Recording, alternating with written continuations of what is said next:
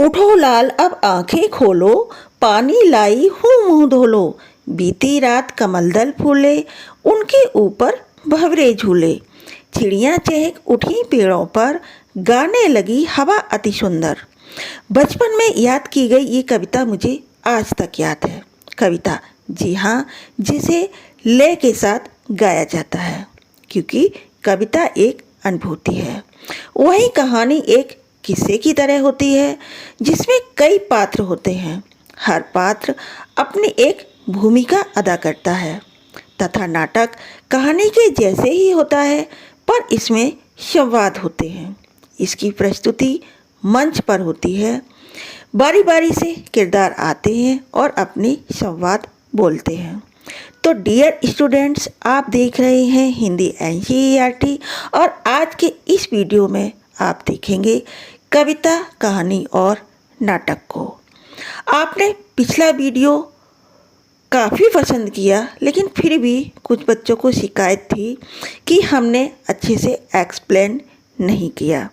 बच्चों, यूँ तो कविता, कहानी और नाटक आप सभी जानते हैं कि क्या होती है, क्योंकि शुरू से आप इन्हें पढ़ते आ रहे हैं।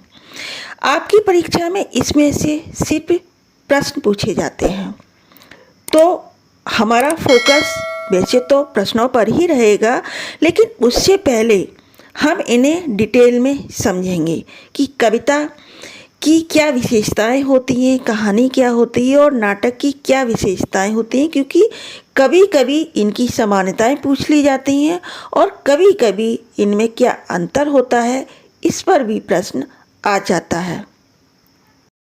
बस आपसे यही रिक्वेस्ट है कि आप वीडियो को पूरा देखें। पसंद आता है तो उसे लाइक करें, अपना फीडबैक हमें ज़रूर दें। वीडियो को ज़्यादा से ज़्यादा शेयर करें ताकि ज़्यादा से ज़्यादा बच्चे हमसे जुड़ सकें। और यदि अभी तक चैनल को सब्सक्राइब नहीं किया है तो ऑफ कोर्स उसे भी सब्सक्राइब कर लें। आपके कोर्स में जो टॉपिक दिया है वो है कविता, कहानी और नाटक की रचना प्रक्रिया। तो सबसे पहले हम समझेंगे कि रचना प्रक्रिया होती क्या है। रचना यानी कि किसी चीज़ को बनाना, मेक करना, उसकी रचना करना, ठीक है। और प्रक्रिया मतलब जो ये प्रोसेस है उसे हम प्रक्रिया कहेंगे, ठीक है।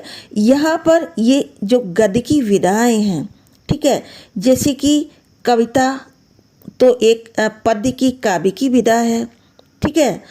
और गद्य की विधाएं हैं जिनमें कहानी है, नाटक है, उपन्यास, संस्मरण, लेख, ये सब गद्य के अंतर्गत आते हैं, ठीक है। तो रचना प्रक्रिया का अर्थ हुआ कि इन विधाओं का जन्म होता कैसे है। वैसे तो कविता, कहानी और नाटक की रचना नैसर्गिक होती है, क्योंकि इस तरह की रचनाएं हर इंसान नहीं कर सकता है। हर इंसान कवि नहीं हो सकता, हर इंसान साहित्यकार नहीं हो सकता, हर इंसान नाटककार नहीं हो सकता है। ये कुछ चुनिंदा व्यक्ति होते हैं जो इनकी रचनाएं करते हैं, ठीक है। यहाँ पर हम एक उदाहरण लेंगे कि कवि आखिर कविता लिखता कैसे है। अब क्योंकि कविताएं अनुभूति पर आधारित होती हैं, कल्पनाओं पर आधारित होती हैं, और कवि का जो हृदय है हमेशा कल्पनाओं के सागर में गोते लगाता रहता है। और जब ये कल्पनाएं कोई ठोस आधार ले लेती हैं, किसी छंद का रूप ले लेती हैं, लय और ताल के बंधन में बंध जाती हैं, तो इनके द्वारा वो अपनी अभिव्यक्ति कविता के रूप में प्रस्तुत करता है और कविता की रचना होती है। अब क्योंकि यह कविता की बात हो रही है, तो सबसे पहले हम कविता की रचना प्रक्रिया को समझेंगे। तो कविता का मूल रूप होता है छंदबद्ध कविता, और छंद का अर्थ होता है स्वरों का एक निश्चित नियम क्रम होना। छंद क्या होते हैं? तो डियर, छंद होते हैं जैसे दोहा, आपने अक्सर पढ़े होंगे, सोरठा, छप्पय, कुंडलियाँ, सवैया, ये सभी क्या हैं? छंद हैं। और भी होते हैं कई तरह के। आपने अपनी बुक में ही देखा होगा कि कई तरह की कविताएं कवि लिखते हैं। जैसे मैं यहाँ एक पढ़ के बताती हूँ कि मैं जग जीवन का भार लिए फिरता हूँ, फिर भी जीवन में प्यार लिए फिरता हूँ। कर दिया किसी ने झंकृत जिनको छूकर, मैं सांसों के दो तार लिए फिरता हूँ। एक और कविता मैं पढ़ती हूँ। जिंदगी में जो कुछ है, जो भी है, शहर से स्वीकारा है, इसलिए कि जो कुछ भी मेरा है वह तुम्हें प्यारा है। आप देखेंगे इन दोनों कविताओं में क्या अंतर है। शब्दों को किस तरह से लिखा गया है, किसी लाइन में बहुत सारे शब्द हैं, किसी लाइन में कम है। तो ऐसा क्यों? वो इसलिए क्योंकि कविता लिखने के कुछ नियम होते हैं। जो कविताएं छंद को ध्यान में रखकर लिखी जाती हैं वे छंदबद्ध कविताएं कही जाती हैं, यानी कि वे छंद के बंधन में बंधी होती हैं। जिस तरह से दोहा सिर्फ 2 लाइन में लिखा जाता है और दोनों लाइनें बिल्कुल समान होती हैं। ठीक है। अब ये जो नियम है ये बनाए किसने? क्या इन नियमों को मानना जरूरी है? तो डियर, आज के जो कवि हैं वो इन नियमों को नहीं मानते हैं।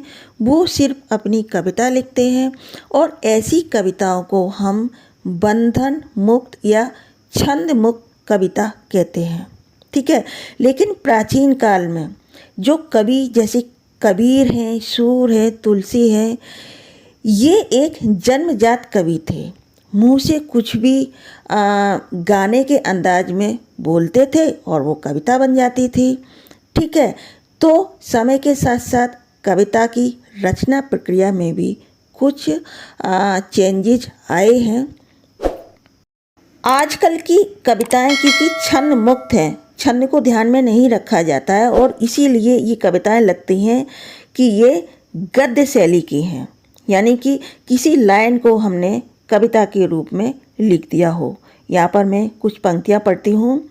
रद्दी में रद्दी डाल बाबू मुसद्दी लाल, दफ्तर से घर आए पर घर घुसने से पहले ऐसे घबराए जैसे चौखट के भीतर लंबा दहकता कोई रेगिस्तान हो और वो प्यासे हों। कविता की रचना करते समय कुछ तथ्यों को ध्यान में रखा जाता है। अनुभूति, भाषा, कल्पना और विचार। तो ये 4 तत्व हैं जो अनिवार्य हैं, ये आपकी परीक्षा में पूछे जा सकते हैं। जैसे हम किसी व्यक्ति, वस्तु या किसी ऐसे स्थान को देखते हैं, प्राकृतिक दृश्य को देखते हैं तो हमारे मन में विचार आते हैं। वही विचार कल्पना का रूप ले लेते हैं। जब ये कल्पना अनुभूति बन जाती है तो कुछ चुनिंदा शब्दों के द्वारा, इट मीन्स भाषा के द्वारा, वो एक कविता बन जाती है।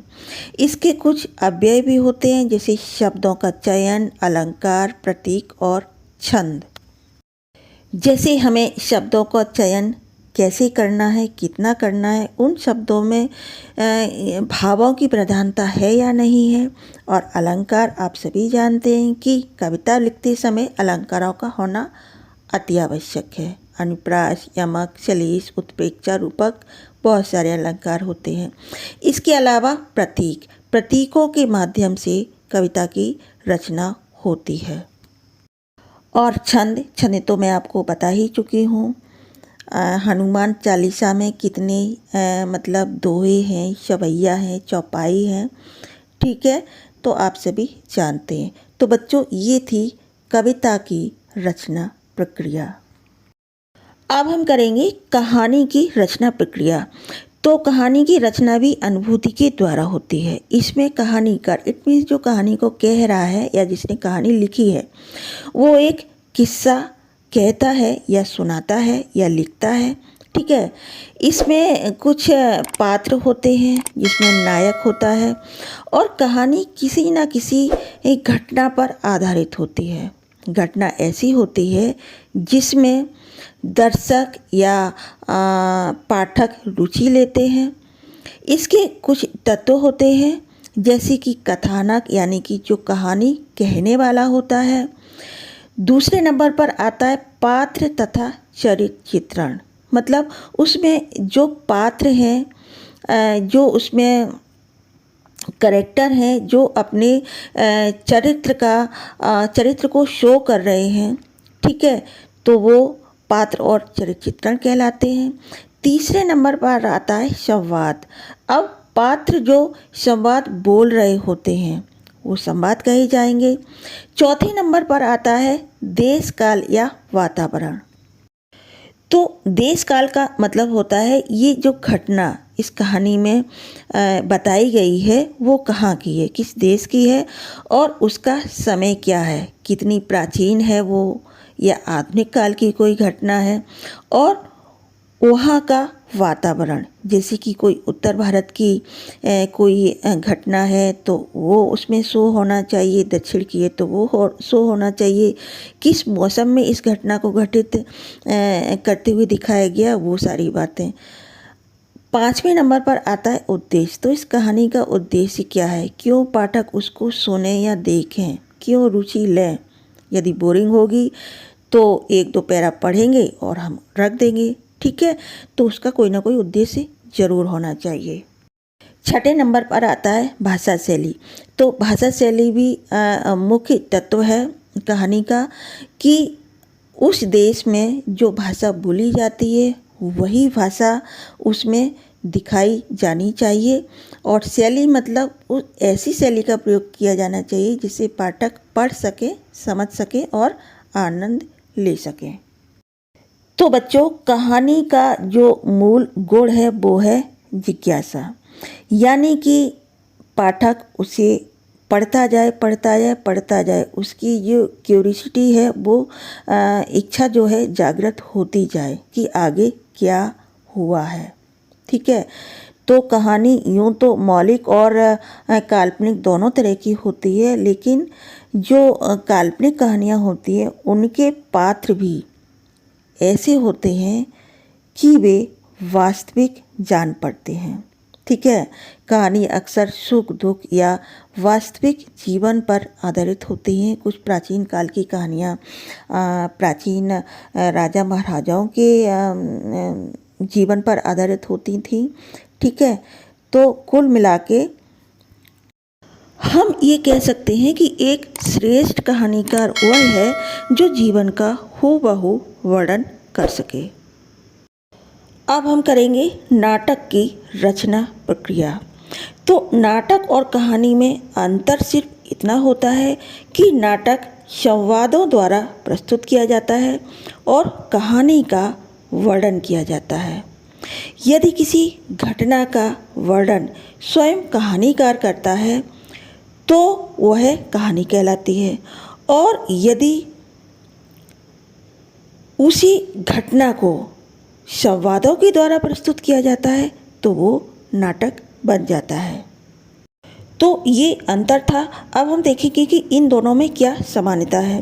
तो कहानी की तरह नाटक में भी 6 मूल तत्व होते हैं, जैसे कथा वस्तु, पात्र तथा चरित्र चित्रण, संवाद, देश काल तथा वातावरण, भाषा शैली और उद्देश्य। नाटक में एक तत्व और होता है जो कहानी में नहीं होता, वो है अभिनेता। अभिनेता से प्रश्न आता है परीक्षा में। इसका मतलब होता है कि मंच पर एक पात्र किस तरह से अपना अभिनय करता है, वो अभिनेता कहलाता है। तो नाटक की रचना भी किसी अनुभूति, संदेश या उद्देश्य को लेकर होती है। जैसे कोई व्यक्ति यदि किसी तरह का कोई संदेश देना चाहता है या पहुंचाना चाहता है तो उस संदेश को ध्यान में रखकर एक नाटककार नाटक की घटना को चुनता है, प्रस्तुत करने के लिए उसमें पात्रों को डालता है। यह घटना यथार्थ जीवन से संबंधित हो सकती है और ऐतिहासिक भी हो सकती है। नाटककार का सबसे बड़ा गुण है संवाद लिखने की कला। जो नाटककार जितने वास्तविक, मार्मिक और प्रभावी संवाद लिख सकता है, उनको रच सकता है, वह उतना ही लोकप्रिय नाटककार कहलाता है। तो बच्चों, नाटक की रचना प्रक्रिया का सबसे आवश्यक तत्व है अभिनेता। और अभिनेता का अर्थ क्या होता है मैं आपको बता चुकी हूँ। आज की इस वीडियो में हमने इन तीनों को डिटेल में समझा, जाना, साथ ही हमने कुछ प्रश्नों को भी हल किया। इसके अलावा हमने अलग से एक वीडियो बनाया है जिसमें प्रश्नों के उत्तर हमने करवाए हैं। यदि अब भी आपको कोई डाउट है, कोई परेशानी है तो आप हमें कमेंट्स में ज़रूर बताएं। हम नेक्स्ट वीडियो बनाएंगे जो परीक्षा में पूछे जाने वाले इम्पोर्टेंट प्रश्नों पर आधारित होगा और उसमें हम डिटेल से आपको एक्सप्लेन भी करेंगे।